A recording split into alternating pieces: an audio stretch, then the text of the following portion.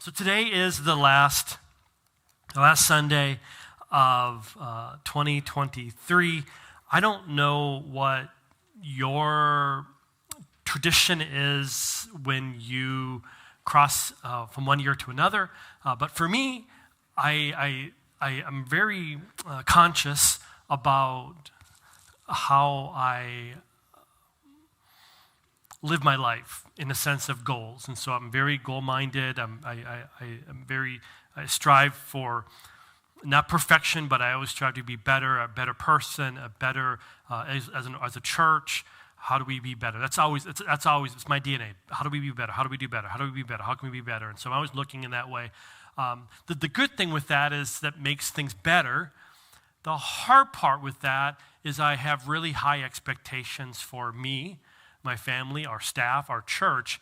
And here's what happens. Whenever you have really high expectations, how many of you know sometimes expectations don't get met?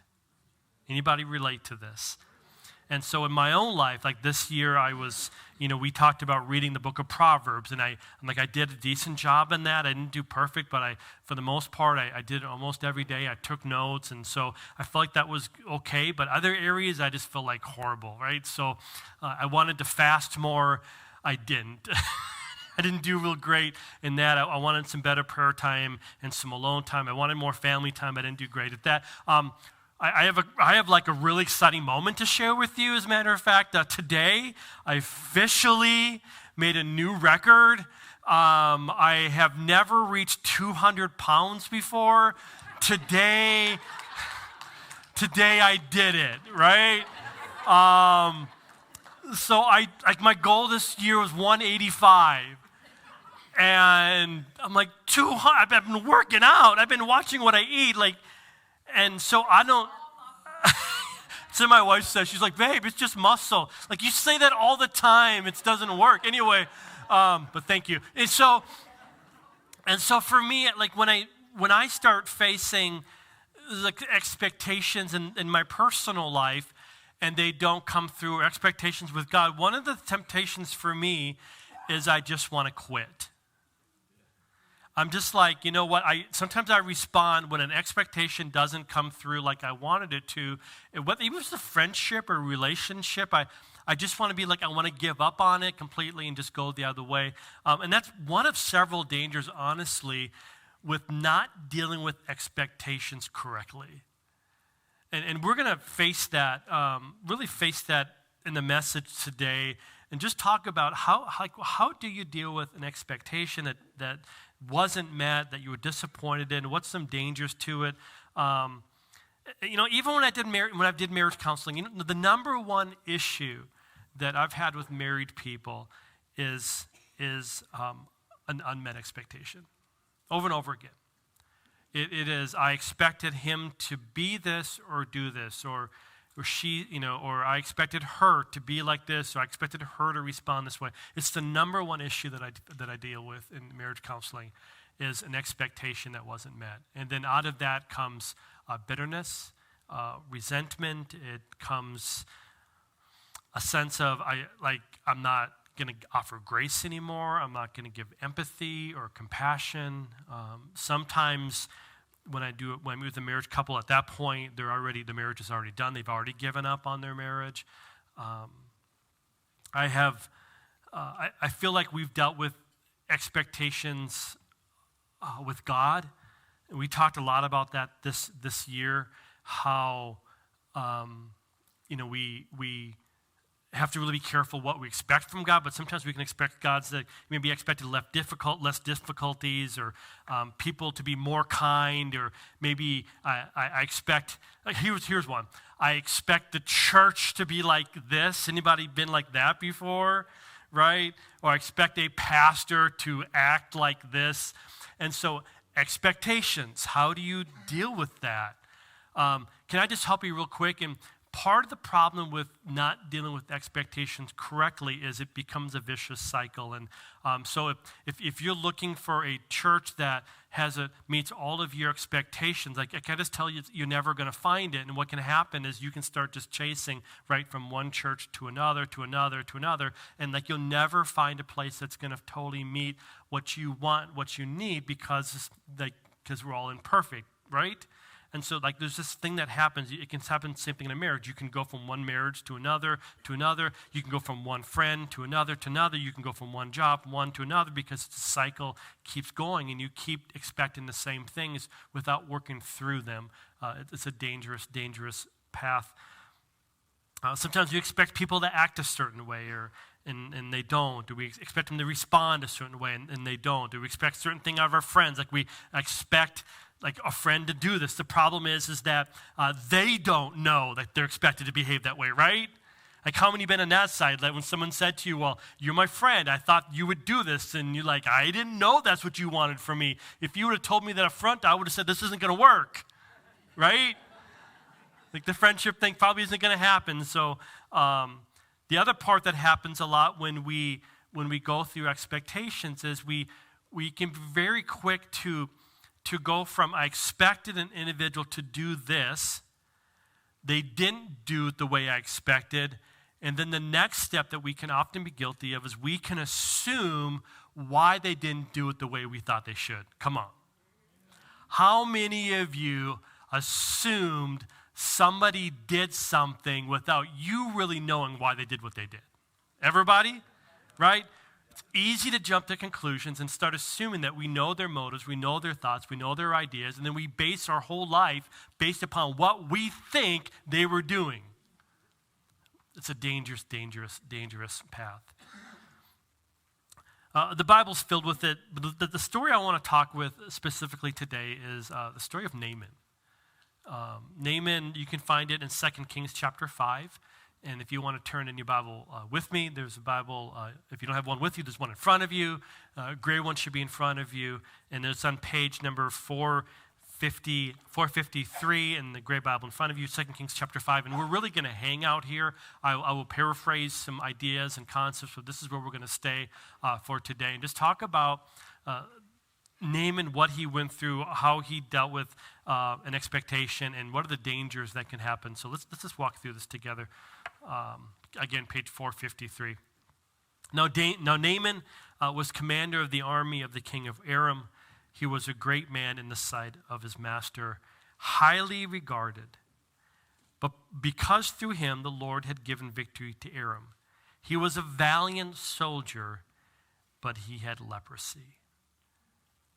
So we know this guy, Naaman, as a powerful leader.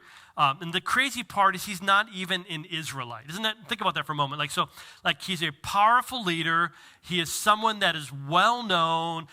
He somehow, with leprosy, has still been able to like lead war and be a leader despite having a major issue. Like that's a certain kind of person. Can we say yes to that? Like only a certain kind of person can have a major issue with themselves and 100 excuses of why they can't. Like he had ADHD 100%, right? He had 100 excuses why he couldn't do what he couldn't do, but he didn't let them happen. Like he stepped up to the plate. He became a leader. So there's something about that you have to know as the story goes on. Because as the story goes on, as he is leading, one of the fights that he does is Aram goes against the nation of Israel, which is a crazy thing because like you wouldn't think God would bless somebody that's against Israel, but we see God blessing Naaman.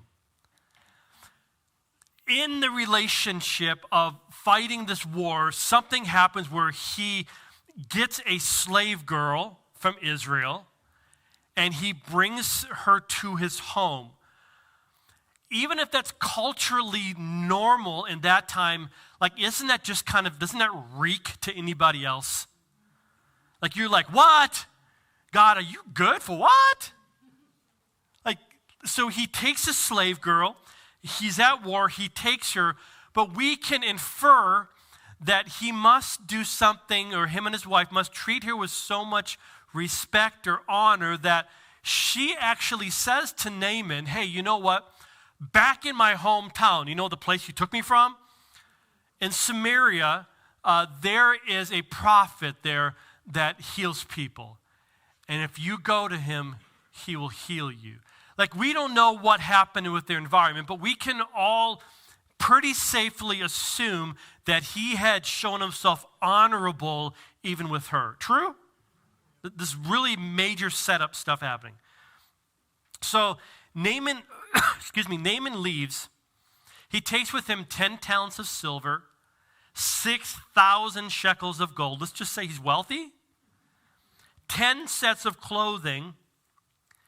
And I don't see this as a bribe. I don't think he's taking it as a bribe. I think as an honorable person, he recognizes he's coming to the prophet of the land. He's asking something, and he wants to demonstrate himself favorably and honorably. I believe he's bringing it to say, hey, I appreciate you taking the time to pray for me for healing, and I honor that. I don't think it's a bribe due to the context. So on his way, this is where it gets really crazy. After getting all this stuff, on his way, he starts heading towards the prophet's home. I believe he has some ideas in his head, some expectations. Let's walk through these together. If you have your notes, like pull your notes out maybe.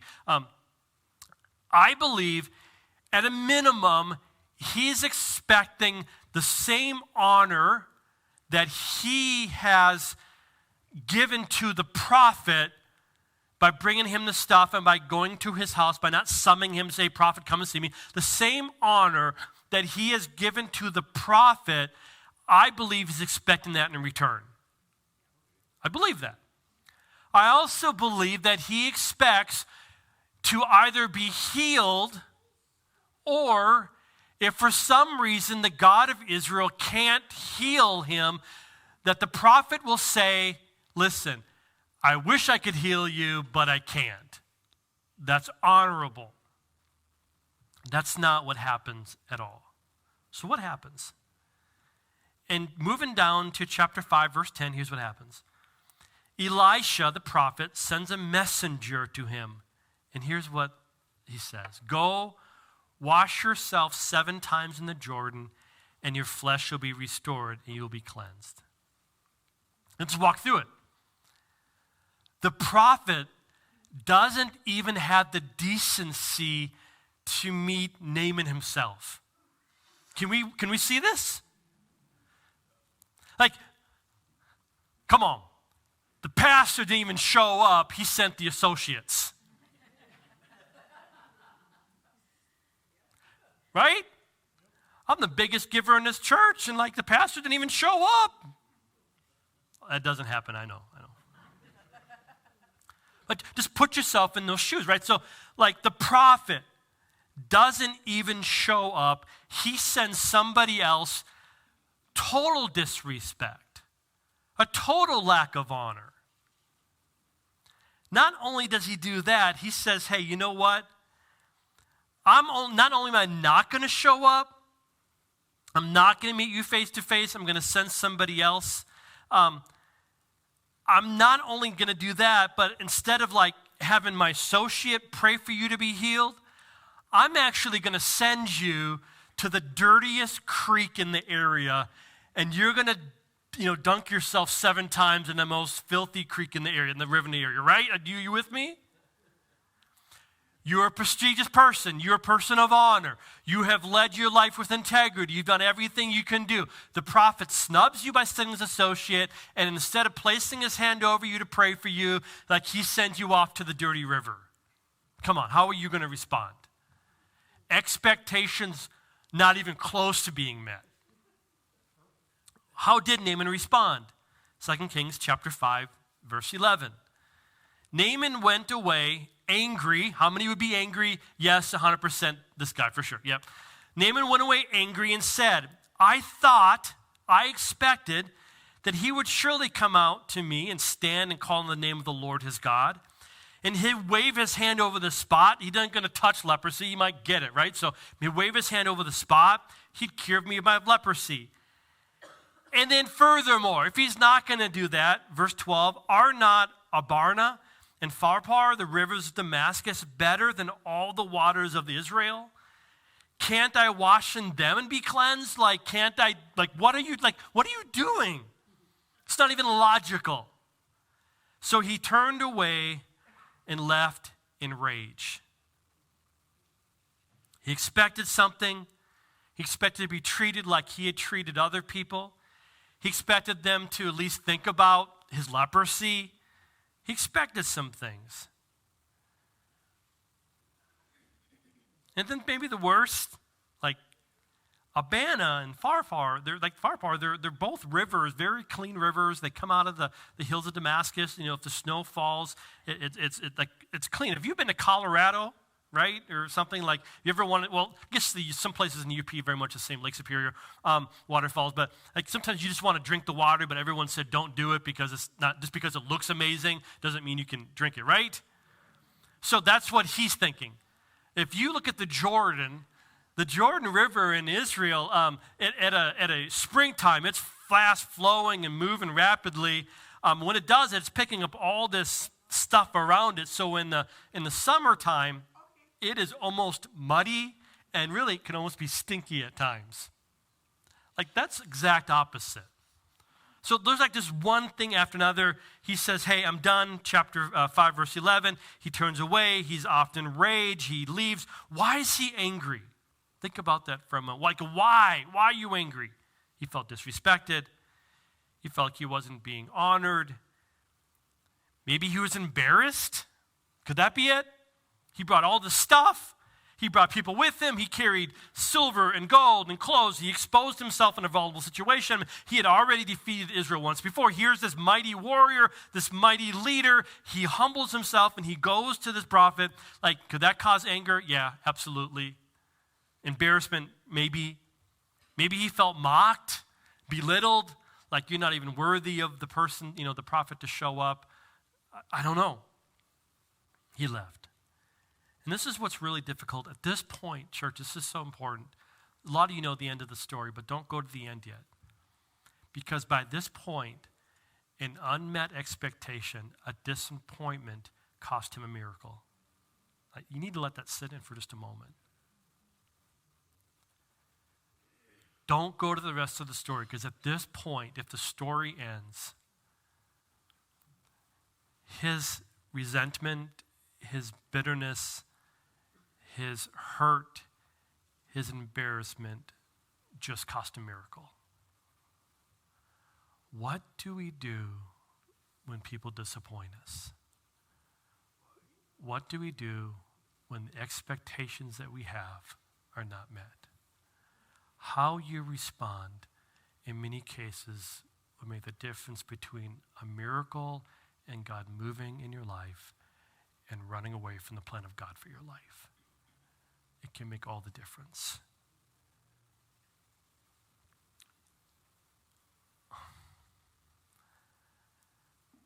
You will have unmet expectations. You will be disappointed by people that you love, that you trust, and that you care for. And let me just say this. Often you'll be most disappointed by the people you care for the most. You're disappointed because you care. If you didn't care, you wouldn't be disappointed. Be careful how you respond. Your temptation often will be to be angry, resentful, and bitter. Often, instead of seeking to understand and figure out why something happened the way it did, you'll be tempted to judge the person's motives, thoughts, ideas, and conclude why they did what they did. When I came to Christ, rededicated my life to Christ in 1990, I had been convinced that God would heal me of my eyes. I wear glasses. I've had glasses since I was like 2. And that's really cute if you're a parent or a grandparent. If you see someone that's 2 and they have glasses, you're like, oh, you're so cute, little professor. And that's what they called me. But it's not It's not cute anymore when you're like 2, 3, 4, 5, 6, 7, 8, 9, 10, 16, 7. Are you with me? And like I hated them. And I really felt that God was going to heal me. The church that I attended, and we believed in healing. We believe in healing in this church, and I had often believed that if I just had enough faith, if I just believed God enough, then that he would heal me. And I went through all of these little faith tests. Some of you know what I'm talking about because you've been in the same place. Like, okay, I'm not going to wear glasses for the whole day because that would prove that I have faith that God would heal me. And so I didn't, right? And that's just stupid. Some of you do that with your meds.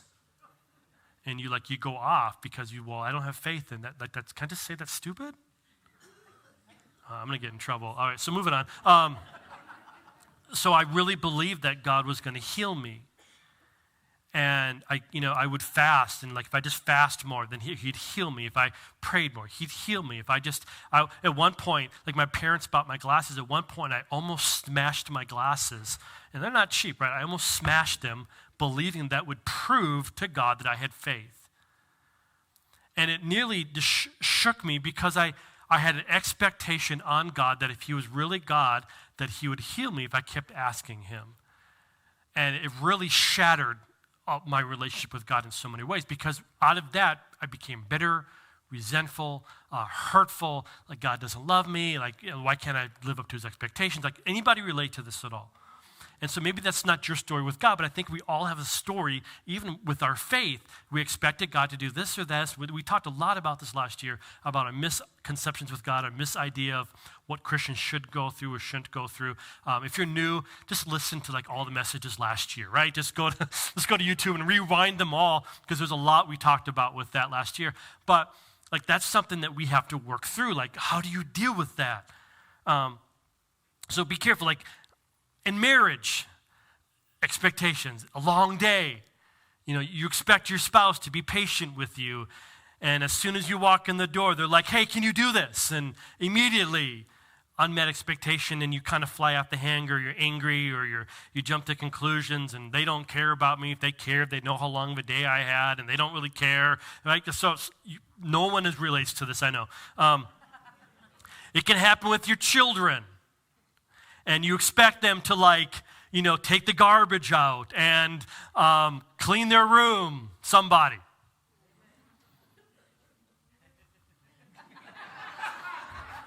And it doesn't happen. Right? How you deal with that makes a major difference, not just in your life, but in your children's lives for the rest of their life. I know of 50-plus men today that still hear their dad in the back of their head saying things like, you're so lazy, you're so stupid, you can't get anything right. Today, 50-plus, 55, 56-year-old men today still hearing their dad in their head calling them stupid and lazy and can't do anything right. Listen, be careful how you handle expectations that aren't met and disappointments. It has, if I may say, eternal consequences. It happens at coworkers and jobs, with friends.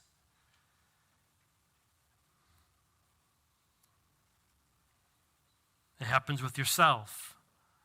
If you have any drive or desire to be better. Let me go back to the story, and then I want to hit a couple high points. Fortunately, Naaman has someone in his life that loves him enough to hold him accountable. Fortunately, he has someone enough to say, hey, Naaman, listen, come here. Please don't take this the wrong way. Please. You could kill me, I know it.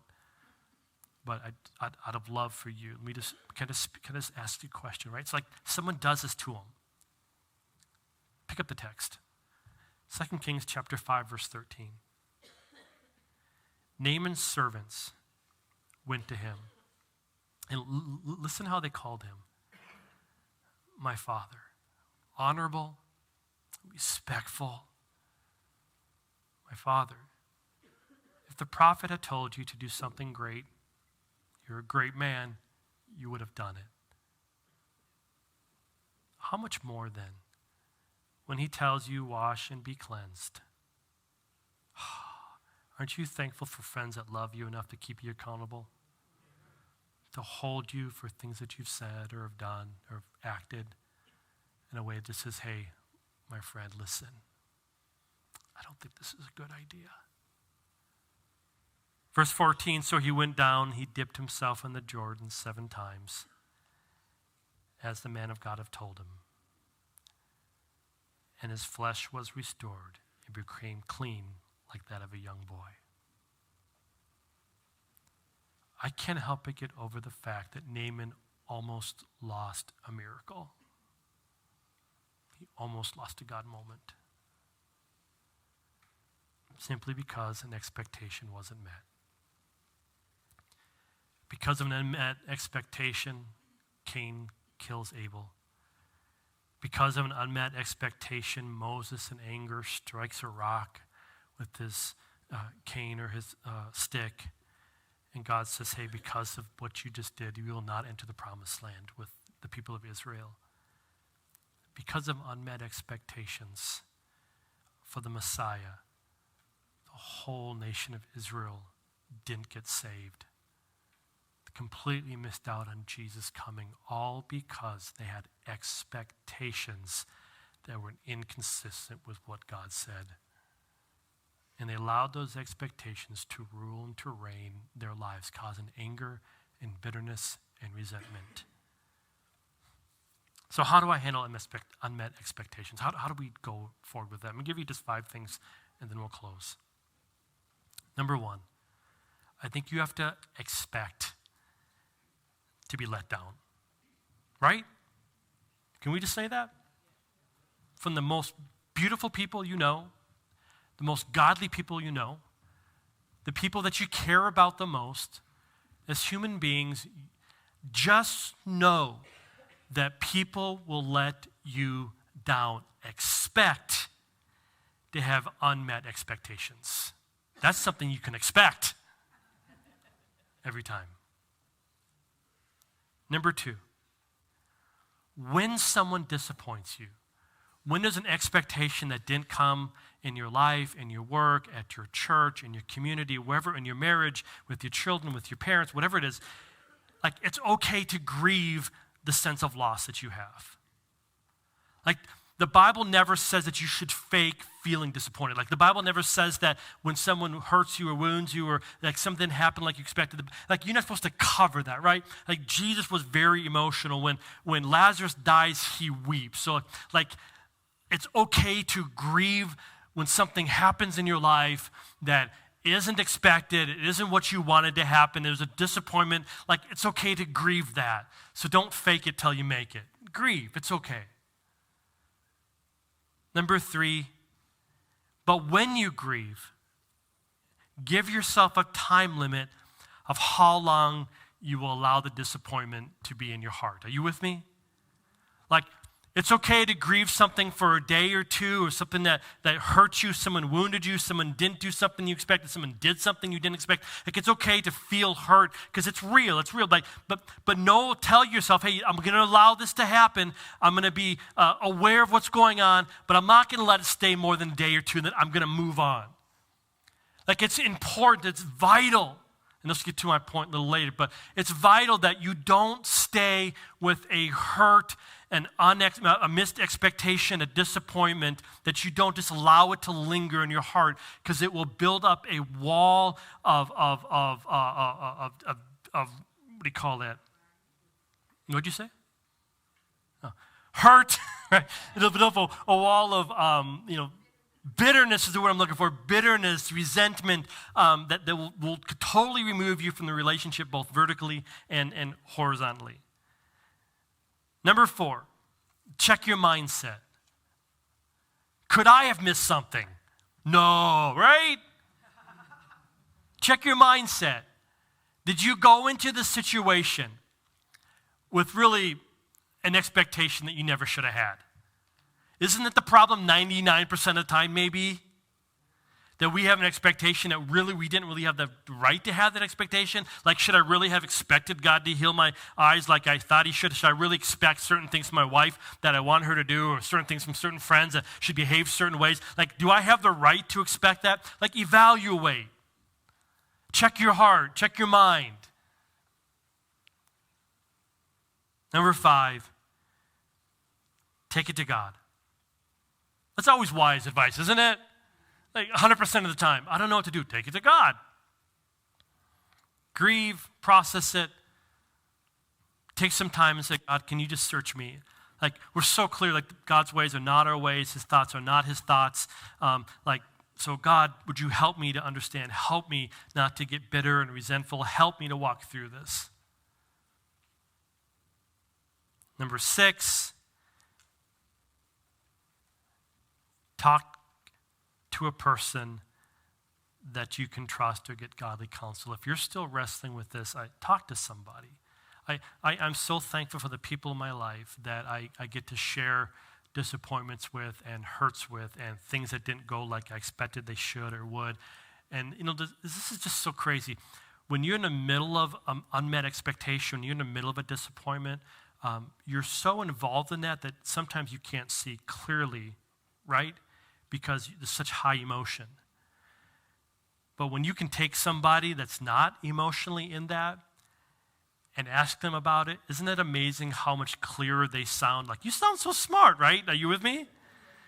So I regularly go to people and I'm like, hey, this is happening. Like, just give me your 2 thoughts. Give me a different way of seeing this. And it's amazing how many times they can help me change my perspective on something. And I can go from feeling bitter or resentful or hurtful to, no, it was just a misunderstanding. Or talk to somebody. And then finally, move on. Move on. You don't have to stay there. You don't have to stay in the moment of hurt. You may have to remove that relationship, that you may have to move on from that relationship or that situation, but move on emotionally, move on mentally, move on from the hurt, whatever, the disappointment, the expectation. Okay, this happened, but I'm not staying there. I'm letting it go. I'm moving on towards what God has for me in the future. Amen? Like, move on. Don't stay in the same hurt, disappointment, missed expectation. Don't let it rob you of years and years of miracles that God has for your life. Don't stay there. Amen? I'm going to close in just a moment with giving you opportunity for you that don't know Christ and just give you a moment to accept this grace in your life. Before I do that, I just want to, I love the scriptures. Scriptures, I have a whole other page, but I know I can't do it, so I'm just going to go quick. I love how Scripture does these twists. The Bible could be a movie over and over again. This could totally be a movie. So this is what happens. Naaman gets healed. The prophet Elisha doesn't want any money. Like, I don't want the money. I don't want the clothes. I don't want anything. Because I don't want you ever saying that, you paid for it, whatever. So, Naaman goes back, grabs all of his stuff. There is the associate of the prophet Elisha who expected to get some of the proceeds from Naaman, right? He thought, I have to take care of my family.